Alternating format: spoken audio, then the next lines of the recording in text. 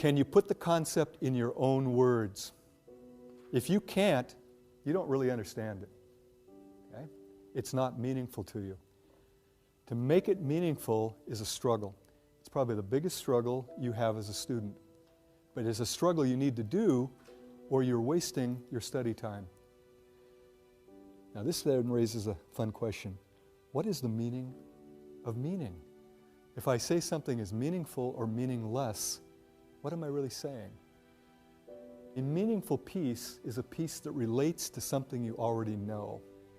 And the best little analogy is, it's like a file system that you've already got established, you add a new entry to it. So it's all neatly organized. And it's very easy if you've got a file system to add a new entry. We do it with computers also. The other way, meaningless. It's where something new doesn't fit with something already established. And so it's Greek to you. Its ontogeny recapitulates phylogeny. What did you say? Okay. If it's something brand new and you can't relate it, you have to create a new entry. So you have to grapple with it. You have to say, what does that mean?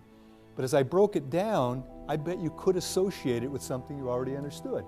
You've probably all seen little embryos. You got the idea of an egg, the idea that it kind of recaptures our development from a primitive one cell to a very complex mammal. You get that idea. That's the meaning of meaningfulness.